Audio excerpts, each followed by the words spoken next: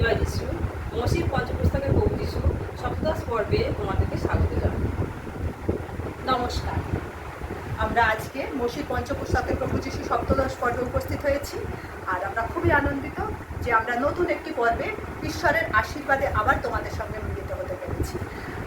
আগের পর্বে তোমরা নিশ্চয় দেখেছো যে অব্রাহাম কি করে বিশ্বাসের আদিপিতা হয়ে উঠলেন। তিনি তো ছিলেন আমাদের মতন সাধারণ এক মানুষ, আর তিনি হলেন কিনা বিশ্বাসের পিতা।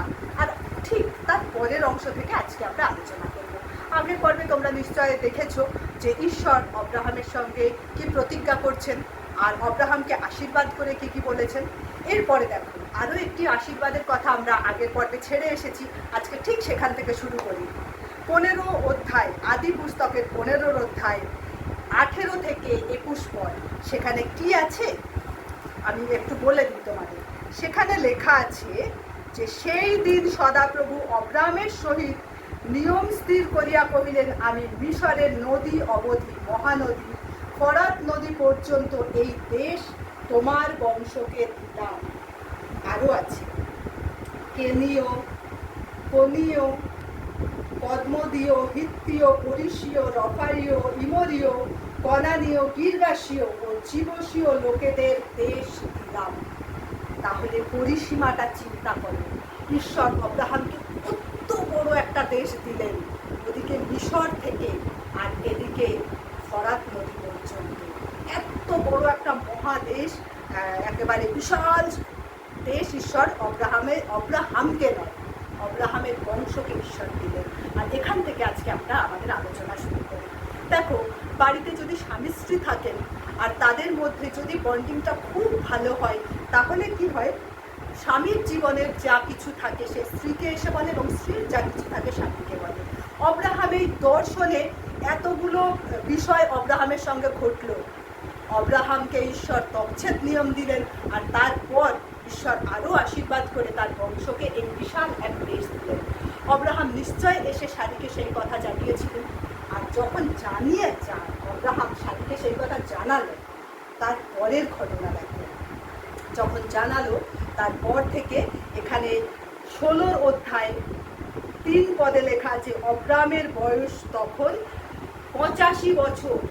না, বয়সটা এখানে লেখা নেই, এখানে লেখা আছে অব্রাম কনান দেশ থেকে বেরিয়ে আসার পরে 10 বছর, হারন দেশ থেকে বেরিয়ে আসার পরে কনান দেশে 10 বছর বসতি করলেন। তাহলে বেরিয়েছিলেন কত বছর বয়সে? 75 বছর, আর 10 বছর থাকলেন মানে 85 বছর। এই 85 বছরের অব্রাহামের জীবনের ঘটনা আজকে আমরা দেখব। ঈশ্বর বিশাল দেশ অব্রাহামকে দিলেন, আর এরপর সেই প্রতিজ্ঞা ছিল কত বছর আগে? 10 বছর আগে। আর 10 বছরে অব্রাহামের কোনো ছেলে হলো না, তথাপি তার বংশের জন্য এই বিশাল দেশের প্রতিজ্ঞা। এবার মনে কি আসতে চলেছে? এর আগে দেখো, ঈশ্বর অব্রাহামের সঙ্গে অনেক চুক্তি করেছিলেন। অব্রাহামকে বলেছিলেন, যদি তুমি আমার সমস্ত আজ্ঞা পালন করো, তাহলে এই দেশ তোমাকে দেব, তোমাদের সব পৃথিবীর সব যাবতীয় গোষ্ঠী আশীর্বাদ প্রাপ্ত হইবে, ইভেন তুমি আশীর্বাদের আকর হবে। যে তোমাকে অভিশাপ দেবে আমি তাকে অভিশাপ দেব। কি ভয়ঙ্কর কথা ভাবো। আর ঈশ্বরের কাছে অব্রাহাম তাহলে কি মানুষ হয়ে উঠেছে যে অব্রাহামকে কেউ অভিশাপ দিতে পারবে না। দিলে কি করবে? ঈশ্বর তাকে অভিশাপ দেবে। আর অব্রাহামকে যে আশীর্বাদ করবে, ঈশ্বর তাকে আশীর্বাদ দেবে। মানে অব্রাহাম কত প্রিয় মানুষ হয়ে উঠেছিলেন ঈশ্বরের। আর সেই অব্রাহাম আর শারী, তাদের 85 বছরের জীবনের ঘটনা ঘটছে। দেখো, শারী বলছে, আমি তো নিঃসন্তান, আমার কোনো সন্তানই নেই। অব্রাহামকে আইডিয়া দিচ্ছে, বরং তুমি এক কাজ করো, আমার দাসী যে হাগার আছে তাকে তুমি বিয়ে করো, আর তার মধ্যে দিয়ে যে পুত্র উৎপন্ন হবে তাকে, সেই পুত্রকে নিয়ে আমি পুত্রবতী হব। আমাদের কাছে এই ঘটনাটা একটু অদ্ভুত লাগতে পারে, কিন্তু সে যুগে এই ঘটনা এরকমই নিয়ম ছিল। যদি কারোর পুত্র না থাকতো, তাহলে তার দাসীর সঙ্গে তাকে তার স্বামীর বিয়ে হতো, এবং সে যে পুত্র, তাদের মধ্যে দিয়ে যে পুত্র হতো, সেই পুত্রের মধ্যে দিয়ে সেই স্ত্রী পুত্রবতী হতো। এটাই নিয়ম ছিল হামুরাবুরের দেশে, সেটাই নিয়ম ছিল।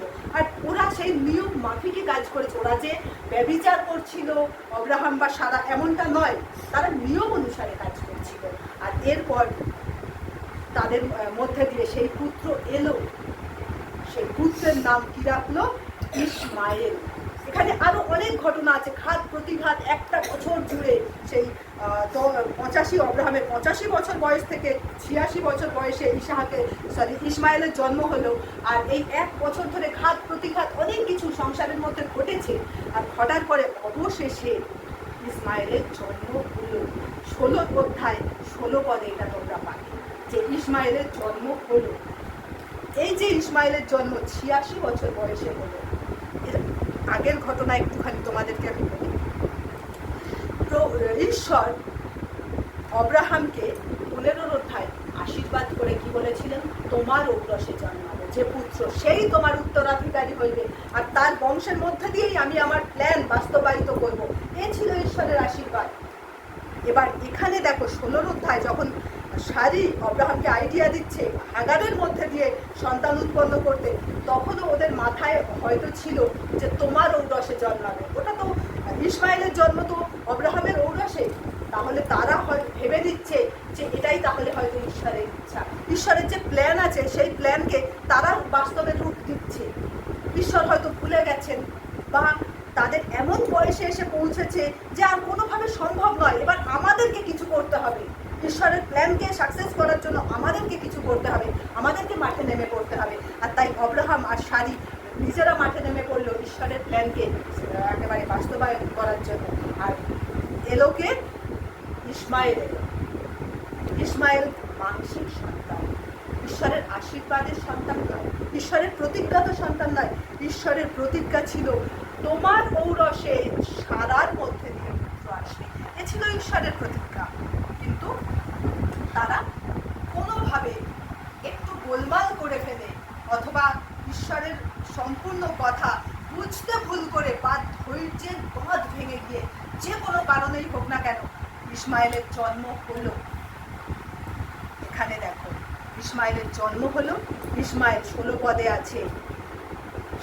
ইসমাইলের জন্ম হওয়ার পরে অব্রাহাম ইসমাইলের সঙ্গে, হাগারের সঙ্গে, সারার সঙ্গে সেটেল হয়ে গেল, একেবারে নিশ্চিন্তে বসবাস শুরু করে দিল যে ঈশ্বরের এটাই প্রতিজ্ঞা ছিল, ইসমাইলই ঈশ্বরের প্রতিজ্ঞা। এরকম নিশ্চিন্তভাবে বাস করতে শুরু করলো। আর 17 অধ্যায় শুরুতে আমরা পাচ্ছি যে অব্রাহামের 99 বছর বয়সে ঈশ্বর অব্রাহামকে দর্শন দিলেন ও কহিলেন। 86 বছর বয়সে ইসমাইলের জন্ম, আর তারপর 13 বছর কেটে গেছে। অব্রাহামের সঙ্গে ঈশ্বর আর দেখা করেননি, আর অব্রাহামকে দর্শন দেননি। এবং কেন তখন আমি বললাম যে অব্রাহাম একেবারে শান্তিতে নিশ্চিন্তে হাগার, ইসমাইল আর সারির সঙ্গে বসবাস শুরু করে দিয়েছে, কারণ অব্রাহামও আর এই 13 বছরে ঈশ্বরের খোঁজ করেনি, ঈশ্বরের শ্রীমুখের দর্শনের অন্বেষণ করেনি অব্রাহাম। অবশেষে 13 বছর পরে অব্রাহামের যখন 99 বছর বয়স, তখন ঈশ্বর অব্রাহামকে দর্শন দিলেন। আর দিয়ে কি বলছেন, ভাষাটা খেয়াল করো, আমি তোমাদের জন্য বলছি। ঈশ্বর বলছেন, আমি সর্বশক্তিমান ঈশ্বর, তুমি আমার সাক্ষাতে গমনাগমন করিয়া সিদ্ধ হও। এর আগে ঈশ্বরের এই পরিচয় কখনো অব্রাহামকে দেয়। ঈশ্বর অব্রাহামকে এর আগে পরিচয় দিয়েছেন, আমি সদাপ্রভু, যে তোমাকে উর দেশ থেকে বার করে এনেছি, এই পরিচয় ঈশ্বর দিয়েছেন। কিন্তু এই যে আমি সর্বশক্তিমান ঈশ্বর, এই কথার ওয়েট কত জানো? এই সর্বশক্তিমান ঈশ্বর আমরা খেয়াল করি না। আমরা অনেক সময় প্রার্থনা করি যে আমাদের সর্বশক্তিমান ঈশ্বর, আমরা প্রার্থনায় বলি এই কথাটা, কিন্তু সর্বশক্তিমান এই কথাটার ওয়েট কত, অ্যাকচুয়ালি এই কথাটার মানে কি আমরা বুঝি না। তো আগে এসো আমরা এই সর্বশক্তিমান কথাটার মানে বুঝি। এই সর্বশক্তিমান এই কথাটা যদি আমরা হিব্রুতে ওয়ার্ডে যাই, তাহলে সর্বশক্তিমান ঈশ্বর এই কথাটা দাঁড়ায় এল সদাই। এল অর্থাৎ ঈশ্বর, আর সদাই অর্থাৎ অলমাইটি। যেখানে আমরা যদি এর বাংলা করি সেটা পাবো অপার শক্তি, রক্ষণাবেক্ষণ ও প্রাচুর্যের প্রকাশ পায়। গ্রিক একটা ওয়ার্ড, প্রাচীন গ্রিক একটা ওয়ার্ড আছে সেপ্টুয়াজিন্ট, যার হিব্রু ওয়ার্ড সদাই, আর যার বাংলা বললে এরকম দাঁড়ায় সর্বশক্তিমান, মহাপরাক্রমশালী, যা মানুষের দুর্বলতার বিপরীতে ঈশ্বরের সীমাহীন শক্তি ও উদ্দেশ্য সফল করার ক্ষমতা ক্ষমতাকে বোঝায়। এই হচ্ছে সর্বশক্তিমান ঈশ্বরের ডেফিনেশন। তার মানে এটা আমরা না বুঝে সর্বশক্তিমান তো বলে ফেলি, কিন্তু সর্বশক্তিমান মানে কতটা ক্ষমতার অধিকারী সেটা বুঝি না। আর ঈশ্বর এই তার সমস্ত সেই ক্ষমতা, তার সেই নামকে ব্যবহার করে অব্রাহামের সামনে এসে দাঁড়াচ্ছেন, বলছেন আমি সর্বশক্তিমান ঈশ্বর, তুমি আমার সাক্ষাতে গমনাগমন করিয়া সিদ্ধ হও। তুমি এতদিন অর্থাৎ ঈশ্বরের সঙ্গে অব্রাহামের কিভাবে কথা হতো? বাবার মতো কথা হতো। তুমি ওখান থেকে বেরিয়ে এসো, আমি তোমাকে দেশ দেব। তুমি ওখান থেকে বেরিয়ে এসো, আমি তোমাকে বড় জাতি করবো। এই বাবার মতো কথা। কিন্তু এখন ঈশ্বরের সামনে এক যেন ভক্তের ভক্ত দাঁড়িয়ে আছে। আমি সর্বশক্তিমান ঈশ্বর, তুমি আমার সাক্ষাতে গমনাগমন করে সিদ্ধ করো। এ গমনাগমন কিরকম গমনাগমন জানো? যেরকম ভাবে গমনাগমন করেছিল হনক ঈশ্বরের সঙ্গে, যেরকম ভাবে নোহ ঈশ্বরের সঙ্গে গমনাগমন করেছিল, সেই রকম ভাবে বলছে ঈশ্বর অব্রাহামকে বলছে তুমি আমার সাক্ষাতে গমনাগমন করে সিদ্ধ হও। তাহলে প্রশ্ন আসে, এতদিন কি অব্রাহাম সিদ্ধ ছিল না? এর আগে যখন আমরা দেখছি যে অব্রাহামের সঙ্গে সেই মলকিসেদকের সাক্ষাৎকার, এখানে এই মলকিসেদকের সাক্ষাতের মধ্যে দিয়ে আমরা দেখি যে অব্রাহামের আত্মিক যাত্রা শুরু হয়েছে। 14 অধ্যায় যেটা আমরা পাবো 21-22 পদে আত্মিক যাত্রার সূচনা ঘটে গেছে মলকিসেদকের সঙ্গে সাক্ষাতের মধ্যে দিয়ে। আর 15 অধ্যায় 6 পদে অব্রাহাম যা দেখেনি ঈশ্বরের কথাকে তাই বিশ্বাস করেছিল। অব্রাহামের জীবনের মধ্যে দিয়ে, অব্রাহামের শরীরে সে টের পাচ্ছে যে আমি আর কোনোভাবেই পুত্রের জন্ম দিতে অক্ষম। ঈশ্বর বলছে তোমার ঔরসে জন্মাবে। আর তুমি দেখো আকাশের তারা দেখতে পাচ্ছ, গুনে বলো আমাকে। অব্রাহাম তারাও দেখেনি, বংশও দেখেনি, তথাপি বিশ্বাস করলেন যে আমার ঔরসে এমন বিশাল বংশ হবে যা আকাশের তারার মতো, যা গুনে বলা যাবে না। আর এই বিশ্বাসী অব্রাহামকে একেবারে নূতন নিয়মে বিশ্বাসের আদি পিতা বলে অভিহিত করা হচ্ছে। এই বিশ্বাসের নিদর্শনের মধ্যে দিয়ে আমরা দেখতে পাই যে অব্রাহাম চূড়ান্ত সীমাকে স্পর্শ করেছিল, অথচ এই 13 বছর অব্রাহাম ওই পর্যন্ত থেমে গিয়েছিল। বিশ্বাসীর জীবনে না থেমে যাওয়ার কোনো জায়গা নেই। বিশ্বাসীকে দৌড়াতে হবে। বিশ্বাসীকে তুমি এতটা বেড়েছো, তোমাকে আরো বাড়তে হবে, বিশ্বাসে বাড়তে হবে, থেমে যাওয়ার নয়, কিন্তু আরো বাড়া, আরো বাড়া, আরো বাড়া। একটা সময় ঈশ্বরের হাত স্পর্শ করা, এই পর্যন্ত তোমাকে বেড়ে যেতে হবে। আর তারপর ঈশ্বর তোমার হাত ধরে তোমাকে তার কাছে তুলে নেবেন, এই পর্যন্ত দৌড়াতে হবে। কিন্তু অব্রাহাম কি করলেন? থেমে গেলেন। যখন ইসাহাক এলেন ভেবে নিলেন যে আমার ঔরসে জন্মেছে, এটাই ঈশ্বরের আশীর্বাদ। এভাবেই অব্রাহাম থেমে গেলেন। আর তার সেই জীবনে ধুলো পড়তে আরম্ভ করলেন, ঈশ্বরের সঙ্গে দূরত্ব আরম্ভ হয়ে গেল।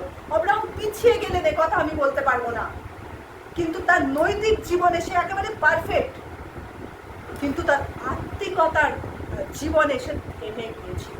এই জন্য ঈশ্বর বলছেন আমার সাক্ষাতে গমনাগমন করে সিদ্ধ হও।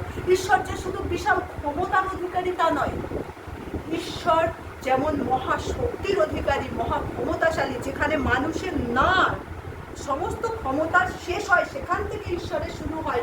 অপরদিকে ঈশ্বর মহা পবিত্র, তাই মানুষকেও সেই পবিত্রতা নিয়ে ঈশ্বরের কাছে আসতে হবে। এটা এইভাবে ঈশ্বর অব্রাহামকে কেন চলতে হচ্ছে? কারণ ভেবে দেখো, অব্রাহামের বয়স এখন 99 বছর, আর ঠিক 1 বছর পরে সে প্রতিজ্ঞার সন্তান ঈশ্বর দিতে চলেছেন। যদিও এটা অব্রাহাম জানতো না, অব্রাহাম জানতো না। অব্রাহাম ভেবেছিল ইসাহাকই সেই প্রতিজ্ঞার সন্তান, কিন্তু ঈশ্বর তো জানেন ঈশ্বরের প্রতিজ্ঞা। তাই অব্রাহামকে সিদ্ধ হতে হবে, ঈশ্বরের সামনে গমনাগমনের যোগ্য হতে হবে। যখন ডাকবো অব্রাহাম, তখন যেন অব্রাহাম বলে প্রভু বলুন তোমার দাস শুনছে। এই রকম ভাবে প্রস্তুত হতে হবে, আত্মাকে এই রকম ভাবে এগিয়ে নিয়ে যেতে হবে। আত্মিক দিক থেকে যেন সর্বদা প্রস্তুত থাকে। ঈশ্বর বলছেন যে এইভাবে তুমি যদি প্রস্তুত হও, আমি তোমার সঙ্গে এক নিয়ম করব। সেই নিয়মের মধ্যে ঈশ্বর বলছেন যে সেই নিয়ম কি হবে? তোমাকে আমি বহু জাতির পিতা করব। এখানে একটু আমাদের ভাবার বিষয় আছে। অব্রাহাম কখন আশীর্বাদ পেলেন?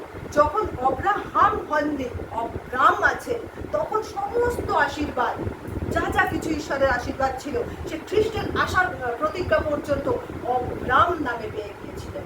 আর অব্রাম মানে কি আমরা জেনেছি? মহাপিতা, 17 অধ্যায় 5 পদে লেখা আছে মহাপিতা অব্রাম মানে এই নামেই যদি আশীর্বাদ পেয়ে গিয়েছিলেন, তাহলে ঈশ্বর কেন চেঞ্জ করে এবার অব্রাহাম রাখতে চাইছেন? অব্রাহামকে ঈশ্বর দেখাচ্ছেন ইসমাইল নয়, আমার আশীর্বাদ ইসমাইল নয়, ওটা তোমার মাংসের ফল। আমার আশীর্বাদ ইসহাক, যা আত্মার ফল, আমার আশীর্বাদের পুত্র, প্রতিজ্ঞার পুত্র। তাই তোমার নাম আজ থেকে অব্রাহাম, অর্থাৎ বহু জাতির পিতা। কেন বহু জাতির পিতা? অলরেডি ইসমাইল সিনে চলে এসেছে, ইসহাক আসতে চলেছে, তাহলে দুটো গোত্র হয়ে যাচ্ছে। পরবর্তীকালে তোমরা দেখবে যে ঈশ্বর ইসমাইলকে আশীর্বাদ করে বলছে তোমার ইসমাইলের থেকেও 12 রাজার উৎপন্ন হবে, মানে ওখান থেকেও 12 গোত্র আসছে, ইসহাক থেকেও 12 গোত্র, কত বংশ এসে যাচ্ছে। তাকে পরেও কটুরা নাম্নী এক ভদ্রমহিলাকে অব্রাহাম বিয়ে করবে না, তার থেকেও সন্তান। তাহলে অব্রাহাম কত জাতির পিতা। এই জন্য ঈশ্বরের তাকে নাম পরিবর্তন করে দিচ্ছেন অব্রাহাম, অর্থাৎ বহু লোকের পিতা বা বহু জাতির পিতা। যা আশীর্বাদ, এখানে একটু লক্ষ্য করার বিষয় আছে, যা আশীর্বাদ অব্রাহামকে করা হয়েছিল, ঈশ্বর একইভাবে শারীরকেও সেই সমস্ত আশীর্বাদে আশীর্বাদ করছেন। যদি তোমরা 17 অধ্যায় 15 পদ থেকে পাঠ করো, দেখবে শারীর নামও পরিবর্তন করে ঈশ্বর রাখছেন সারা, সারা অব্রাহাম, অর্থাৎ এখানে একটা হা জুড়ে দিচ্ছেন ঈশ্বর। আর এখান থেকে সেই সারারকেও একই আশীর্বাদ, তোমার থেকে রাজরাজাদের জন্ম হবে, এক আশীর্বাদ। অব্রাহামের জন্য যা আশীর্বাদ, সারার জন্যও তাই আশীর্বাদ। আর এইখান থেকে দেখা যাচ্ছে ঈশ্বর আবার তার প্রতিজ্ঞার পুনর্নবীকরণ করছেন, যে তোমাকে এই সমস্ত আমার নিয়ম পালন করতে হবে, আর তুমিও তোমার বংশ যে নিয়ম পালন করবে তার চিহ্ন আমি আজ তোমাদের সঙ্গে তোমাদেরকে তার চিহ্ন দেব। সেই চিহ্ন কি? সেই চিহ্ন তোমাদের শরীরে দেখা যাবে। সেই চিহ্ন হচ্ছে ত্বকছেদের চিহ্ন। এই ত্বকছেদটা কি জানো? পুরাতন নিয়মে এই ত্বকছেদটা হচ্ছে অব্রাহাম থেকে যত বংশ এসেছিল, অর্থাৎ সমস্ত ইসরায়েলি জাতি আর অব্রাহামের বংশেরা, তাদের শরীরে এক প্রকার রক্ত ঝরিয়ে একটা চিহ্ন স্থাপন করত। এরা ছিল শারীরিক অপরিবর্তনীয় চুক্তির চিহ্ন, যে এইটা দিয়ে বোঝা যেত যে তারা অঙ্গীকার করছে যে তারা ঈশ্বরের নিয়ম পালন করবে। এটা ছিল এরকম একটি বিষয় যে এটা প্রমাণ ইসরায়েলীয়রা ঈশ্বরের নিজস্ব প্রজা এবং আলাদা পৃথকীকৃত এক জাতি। এই চিহ্নটা দিয়ে সেটা বোঝা যেত। সেই চিহ্নের মানে এই নয় যে সেই চিহ্ন যাদের শরীরে থাকবে তারা উদ্ধার পাবে বা পরিত্রাণ পাবে, কিন্তু তুমি পৃথকীকৃত জাতি, তোমার মধ্যে দিয়ে সে প্রতিজ্ঞার প্রতিস্থাপন হবে ঈশ্বরের এই চিহ্ন, আর সেটা হচ্ছে ত্বকছেদ চিহ্ন। এই ত্বকছেদটা বাহ্যিক এবং শারীরিক একটি চিহ্ন। তোমাদেরকে আমি একটি পদ এখন পড়তে বলি, কলসীয় তার 2 অধ্যায় 11-12 পদ পড়ো। আর তাহাতেই তোমরা অহস্তকৃত ত্বকছেদে মাংসের দেহবল বস্ত্র পরিত্যাগে খ্রিস্টের ত্বকছেদে ছিন্ন ত্বক হইয়াছ, ফলত বাপ্তিস্মে তাহার সহিত সমাধিপ্রাপ্ত হইয়াছ এবং তাহাতে তাহার সহিত উত্থাপিত হইয়াছ, ঈশ্বরের কার্য সাধনে বিশ্বাস দ্বারা হইয়াছ, যিনি তাহাকে মৃতগণের মধ্য হইতে উঠাইয়াছে। দেখো, এই ত্বকছেদ চিহ্নটা ঈশ্বর তাদের বাহ্যিক শারীরিক একটা চিহ্ন দিয়েছিলেন বটে, যে তারা বাধ্য থাকবে। এই চিহ্নটা ধারণ করার অর্থ হলো আমি তোমার বাধ্য থাকবো। কিন্তু পরবর্তীকালে জানো ইসরায়েলীয়রা এটাকে আক্ষরিক অর্থে ব্যবহার করেছিল, যে আমি ত্বকছেদ করা মানেই আমি হচ্ছি অব্রাহামের বংশ, আর তাদের বংশ পরিচয় অনেক বেশি ম্যাটার করতো। আর তাদের এর পিছনের উদ্দেশ্যর দিকে তারা তাকায়নি। এর পিছনের উদ্দেশ্যটা কি ছিল জানো? এর পিছনের উদ্দেশ্যটা ঈশ্বর কোনো বাহ্যিক চিহ্নে সন্তুষ্ট হন না, কিন্তু ঈশ্বর আমাদের বাহ্যিক চিহ্নের মধ্যে দিয়ে আমাদের আত্মিক পরিবর্তনের জন্যই চিহ্ন দেন। আর এই ত্বকছেদের চিহ্নের পিছনের আসল কারণটা ছিল ঈশ্বরের তারা আনুগত্য থাকবে, তারা পবিত্রতা বজায় রেখে ভেতরের সমস্ত পাপকে ত্যাগ করে মনের কঠিনতাকে পরিবর্তন করে আত্মিক আত্মিকভাবে পবিত্র জীবন যে যাপন করবে তারই প্রতীক চিহ্ন ছিল এই ত্বকচ্ছেদের চিহ্ন, যা পরবর্তীকালে আমাদের কাছে বাপ্তিস্ম হিসাবে পরিচিত। যেমন ত্বকচ্ছেদ ছিল বাহ্যিক চিহ্ন, বাপ্তিস্ম হচ্ছে বিশ্বাসীদের কাছে এক বাহ্যিক চিহ্ন। কিন্তু যারা বাপ্তিস্ম নেবে তাদের কি উদ্দেশ্যে তারা নেয়? তারা এই উদ্দেশ্যে নেয়, নূতন নিয়ম একথা বলে যে বাপ্তিস্ম বাহ্যিক একটি চিহ্ন হলেও নূতন নিয়মে সেই যেন ত্বকচ্ছেদটাই বদলে গিয়ে বাপ্তিস্মে পরিণত হচ্ছে। আর এটা এই কথা বলে যে অন্তরের পরিবর্তন, বিশ্বাসের মধ্যে দিয়ে আত্মিক পুনর্জন্ম ঘটানো। ওটা ত্বকচ্ছেদ ছিল, যার মূল অর্থ ছিল এটাই, সমস্ত বাহ্যিক পাপকে জীবন থেকে দূর করে আত্মিক নূতন জন্ম। আর বাপ্তিস্ম তারই প্রতিজ্ঞা যে আমার জীবন থেকে সমস্ত পাপ আমি দূর করে দিয়ে, এক্ষুনি কলসীয়দের পত্রে 11 আর 12 পদে, 2 অধ্যায় 11-12 পদে পড়লে যে বাপ্তিস্ম হচ্ছে আত্মিক ত্বকচ্ছেদ, শারীরিক নয়, আত্মিক ত্বকচ্ছেদ। অর্থাৎ পুরানো সমস্ত স্বভাবকে বাদ দিয়ে খ্রিস্টের মধ্যে দিয়ে নূতনীকৃত হওয়া। খ্রিস্টের বাপ্তিস্ম নিচ্ছি মানে ডুবছি আর উঠছি, খ্রিস্টতে আমাদের সমস্ত পাপ স্বভাবগুলোকে আমরা ত্যাগ করে পুনরুত্থিত হচ্ছি, ঘোষণা করছি আমরা খ্রিস্টতে জীবনযাপন করব। অর্থাৎ আর আমাদের শারীরিক কোনো অপারেশন নয়, কিন্তু খ্রিস্টের দ্বারাই সাধিত আত্মিক মুক্তির আস্বাদ গ্রহণ। তখনকার দিনে যা ছিল ত্বকচ্ছেদ, আজকের এসে দাঁড়িয়েছে বাপ্তিস্ম। ঈশ্বর তখন আলাদা এখন আলাদা এমনটা নয়, ঈশ্বর যা ছিলেন অপরিবর্তনীয় আজ তাই আছেন। তাই তখন ঈশ্বর তাদের শারীরিক চিহ্নের মধ্যে দিয়ে তার আনুগত্য যেন থাকে এটা তাদের কাছে চাইছিলেন। আর আজ আমরা খ্রিস্টের মধ্যে দিয়ে, আমাদের বাহ্যিক একটি চিহ্ন আছে বটে বাপ্তিস্মের মধ্যে দিয়ে, কিন্তু খ্রিস্টের বাপ্তিস্ম নেব, কিন্তু খ্রিস্টের মধ্যে দিয়ে তার কাছে পৌঁছাবো এবং আমাদের সমস্ত পাপ অপরাধকে দূর করে পবিত্র জীবন যাপন করবো। এটাই ছিল তার উদ্দেশ্য। আর এই ঈশ্বর সেই অব্রাহামের সঙ্গে এই নিয়ম স্থাপন করেছিলেন। আর এই নিয়মের মধ্যে দিয়ে ইসাহাক আর পরবর্তীকালে প্রভু যিশুকেও আমরা যেতে দেখব। আজকে তাহলে আমরা মোশের পঞ্চপুস্তকে প্রভু যিশু, এর মধ্যে প্রভু যিশুর প্রতিজ্ঞা তো আছে, এবং প্রভু যিশুর পরেও দেখো কি সুন্দর করে আমরাও এর সঙ্গে যুক্ত হয়েছি। ঈশ্বরকে ধন্যবাদ জানাই যে তিনিও এই প্রভু যিশুর সঙ্গে কখনো আমাদেরকে বাদ দেননি। আমাদেরকে আমরাই যেন প্রভু যিশুর মধ্যে দিয়ে তার সামনে উপস্থিত হতে পারি, তাই তার এই ব্যবস্থা। ধন্যবাদ জানাই। ঈশ্বর তার বাক্যে আশীর্বাদ করুন। আমেন।